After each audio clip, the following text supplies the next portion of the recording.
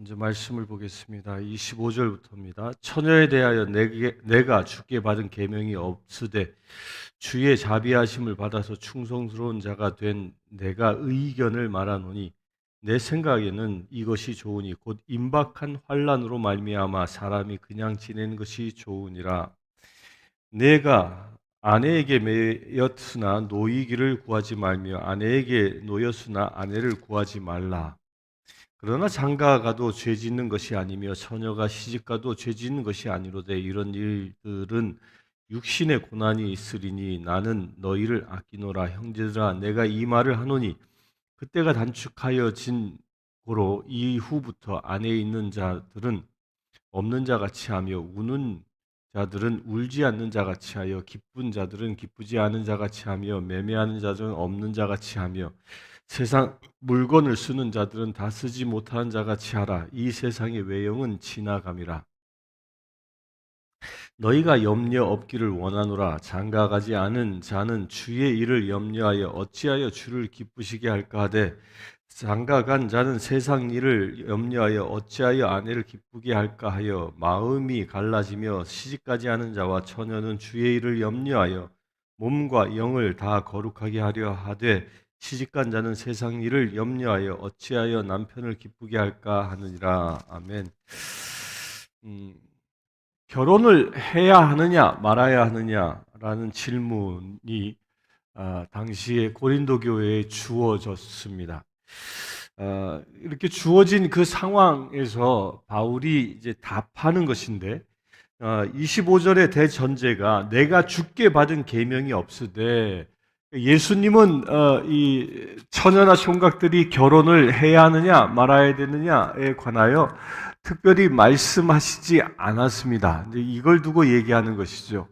주님은 결혼에 대하여 얘기하지 않았으나 내가 의견을 말하노니, 그러니까 사도 바울이 이제 개인적인 의견을 말하는 겁니다. 오늘 말씀의 그 25절부터 40절까지 쭉 이어지는 말씀들은 처녀 총각이 결혼해야 하느냐 말아야 하느냐, 또 결혼을 한다면 어떤 이유냐, 그 결혼하지 않았을 땐 어떤 유익함이 있느냐, 이것을 쭉 얘기하고 있는 것인데 여기에 대전제가 있습니다. 그 전제가 뭐냐면 2절에 곧 임박한 환난으로 말미암아라고 되어져 있는 대전제입니다. 곧 임박한 환난, 이게 뭘까? 이게 예언과 같은 것인데요.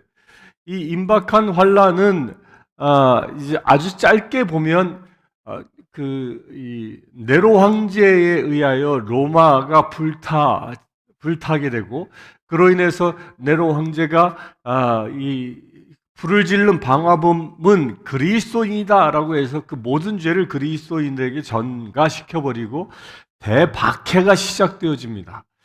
아마도 이것을 염두에 두고 예언처럼 얘기하고 있는 게 아닌가 싶은 내용인 것이죠.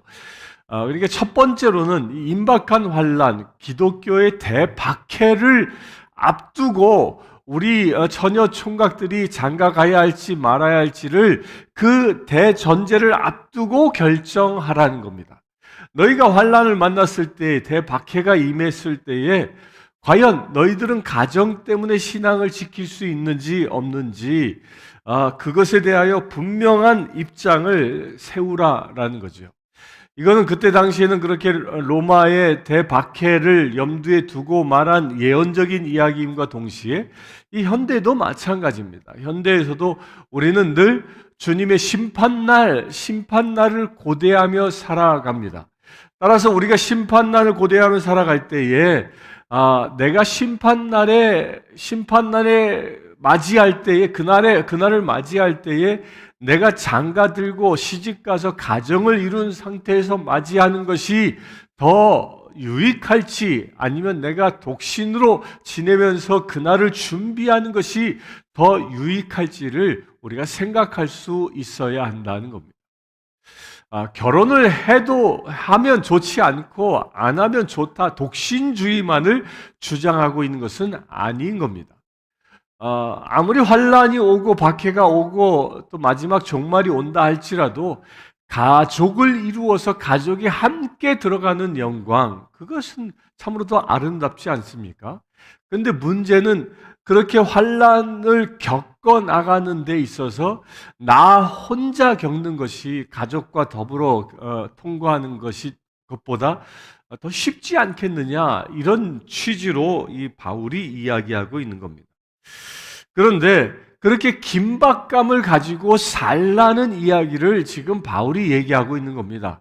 우리가 가정을 이루고 살아가는 것, 그 모든 것이 다 가정 안의 행복만을 위해서 가정을 일구는 것이 아니라는 거예요. 곧 우리가 어떻게 하나님의 나라를 준비하겠느냐라는 그 대전제를 가지고 가정을 지켜나가야 한다는 겁니다. 그래서 32절에 주를 기쁘시게 할까? 또 33절에 아내를 기쁘게 할까? 여기에 대전제가 여기에 있는 거예요. 우리가 가정을 꾸리는데, 가정을 꾸리다 보면 어느 순간 남편 된 자는 아내의 기쁨, 아내를 기쁘게 하는데 모든 인생의 초점이 맞춰지기도 하고, 아내 된 자는 남편의 기쁨에 모든 인생의 초점이 맞춰지기도 합니다. 그것이 잘못된 건 아니에요. 그런데 문제는 무엇이냐면, 환난을 앞두고 마지막 주님의 재림을 앞둔 상태에서는 서로가 서로에게 집중하는 게 아니라 서로가 예수 그리스도에게, 주님께 집중해야 한다는 겁니다. 그 주를 기쁘게 하는 삶을 살아야 한다라는 이 전제가 여기에 깔려 있는 겁니다. 곧 우리에게 가정을 주신 것은 아내를 통하여 내가 행복해지기 위하여, 남편을 통하여 내가 행복해지기 위하여 가정을 꾸리는 것이 아니라는 거예요. 남편과 아내가 서로를 기쁘게 해주기 위해서 가정이 꾸려진 것이 아니라 서로 주님을 함께 바라보고 주님을 기쁘게 해드리기 위하여 가정도 필요하다라는 겁니다. 그렇게 주님을 기쁘게 하는데 남녀가 합하여 가정을 이루는데 더 큰 시너지 효과를 낼 수 있으면 결혼해라. 그러나 그렇지 아니하면 결혼하지 않고 독신으로 지내는 것도 좋다라고 바울이 이야기하고 있습니다. 세상 일을 염려하여 어찌하여 남편을 기쁘게 할까? 그러니까 가정을 꾸리게 되면 세상에 여러 가지 염려들이 일어납니다. 자녀들이 생기면 어떻게 교육할까? 그들을 어떻게 양육해낼까? 뭐 여러 가지 사건들이 많이 일어나게 되죠. 결혼이라는 것은 한국에서는 두 집안 간의 만남이라고 얘기할 만큼 남자와 여자가 만나게 결혼하게 되면 그 활동 범위가 그 인간관계가 두 배로 늘어나게 되죠. 두 배로 늘어나게 되어지는 짐으로 인해서 세상적으로 더 바빠질 수밖에 없습니다. 세상의 염려 일들이 더 많아질 수밖에 없는 것이죠. 그런데 그렇게 그 가정이 주어진 것은 세상 일에 더 마음을 빼앗기고 더 바빠지라고 가정이 주어진 게 아니라 남녀가 만나서 서로 주님을 기쁘게 하시기 위하여 가정이 주어졌다는 겁니다. 이게 가정의 대전제입니다. 우리 가족의 행복을 위하여, 물론 그거 중요합니다. 그런데 우리 가족이 어떻게 행복해질 수 있느냐, 남편과 아내가 서로 충족하게 해줌으로 인하여 행복해질 수 있느냐, 그렇지 않다는 거예요. 대전제는 남편과 아내가, 부모와 자식이 주님을 바라보는 삶을, 그리하여 한 곳을 보면서 서로 살아갈 때에 그 가정이 진정 아름다운 가정이 되어진다는 겁니다. 여러분들 가정이 그렇게 도전받을 수 있게 되길 바랍니다. 35절, 내가 이것을 말하면 너희의 유익을 위하며 너희에게 올무를 놓으려 함이 아니니 오직 너희로 하여금 이치에 합당하게 하여 흐트러짐이 없이 주를 섬기게 하려 함이라. 그러므로 만일 누가 자기의 약혼녀에 대한 행동이 합당하지 못한 줄로 생각할 때에 그 약혼녀의 혼기도 지나고 그같이 할 필요가 있거든 원하는 대로 하라. 그것은 죄 짓는 것이 아니니 그들로 결혼하게 하라. 그러나 그가 마음을 정하고 또 부득이한 일도 없고 자기 뜻대로 할 권리가 있어서 그 약혼녀를 그대로 두기로 하여도 잘한 것이니라. 그러므로 결혼하는 자도 잘한 거니와 결혼하지 아니한 자는 더 잘하는 것이니라. 아내는 그 남편이 살아있는 동안에 매여 있다가 남편이 죽으면 자유로워 자기 뜻대로 시집갈 것이나 주 안에서만 할 것이니라. 그러나 내 뜻에는 그냥 지내는 것이 더욱 복이 있으리로다. 나도 또한 하나님의 영을 받은 줄로 생각하노라. 사도 바울은 개인적으로는 결혼하는 것이 좋으냐, 독신으로 지내는 것이 좋으냐라고 얘기한다면 독신으로 지낼 것을 권고합니다. 아마도 자신이 독신이었기 때문에 그런 권고가 가능했을 것입니다. 독신으로 살았기 때문에 사도 바울은 3차 전도 여행도 아주 쉽게 해낼 수 있었고 또한 엄청난 이 사역들도 잘 감당할 수 있었겠지요.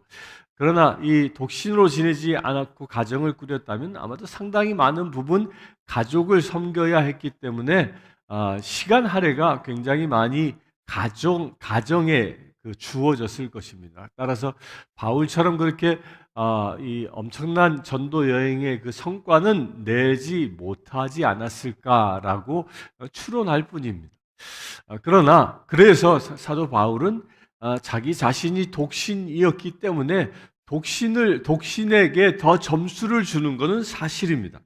그런데 가정을 꾸리던 그렇지 않던 결혼하던 결혼하지 않던 다 잘한 것이다라고 대전제를 주는데요. 그 대전제는 어디에 있는 것입니까? 다시 얘기하지만 주를 섬기게 35절에 주를 섬기기 위해서라는 겁니다. 가정이 꾸려지는 대전제, 또 독신으로 살아가는 대전제, 이 모든 것들은 다 주를 섬기기 위해서라는 겁니다.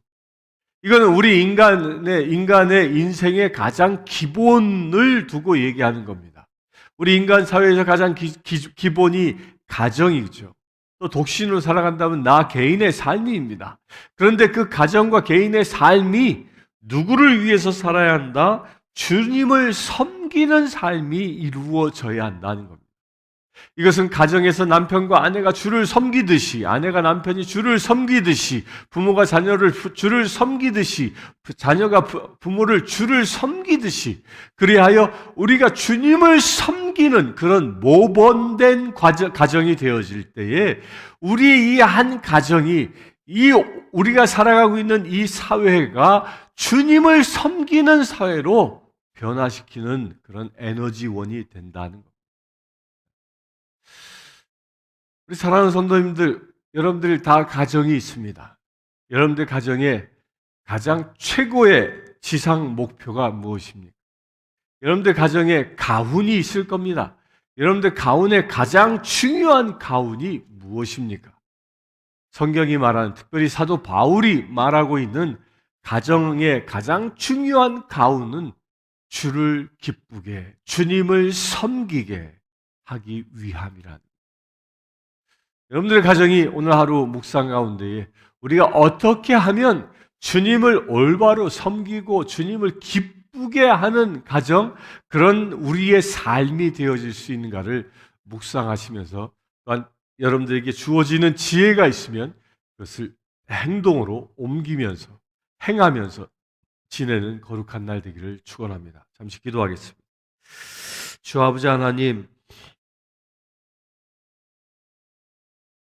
주님의 나라가 곧 임할 것을 우리가 믿음으로 믿고 살아가기를 원합니다. 그렇게 긴박함을 가지고 긴장하며 주님의 나를 사모하며 살아가기를 원합니다. 그렇게 주님의 나를 사모하며 살아가는 것은 다른 곳에 있는 것이 아니라 우리의 가장 기본적인 삶의 자리에 있음을 깨닫게 하셨습니다.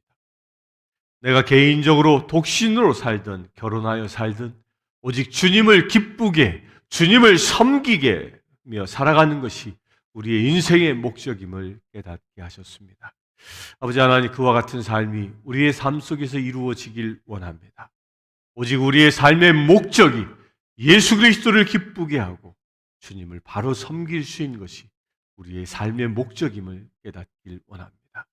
오늘 하루의 삶을 통하여 오직 주님 앞에 영광과 찬양을 돌리는 거룩한 삶이 되게 하여 주시옵소서. 우리 주 예수 그리스도의 이름으로 기도드리옵나이다. 아멘. 지금 우리 주 예수 그리스도의 은혜와 하나님의 크신 사랑과 성령님의 감화감동 교통 치유하심이 이 시간 예배하는 주의 사랑하는 모든 자녀들과 그 가정 위에 지금부터 영원토록 함께 하실지어다. 아프리카 케냐의 마소교 교회 고아원생 스테이시는 여자아이입니다. 스테이시는 초등학교 진행을 희망합니다. 장래 간호사가 되는 것이 꿈입니다. 이 아이는 매달 학비와 점심 식사 비용으로 30불이 필요합니다. 이 아이의 후원자를 찾고 있습니다.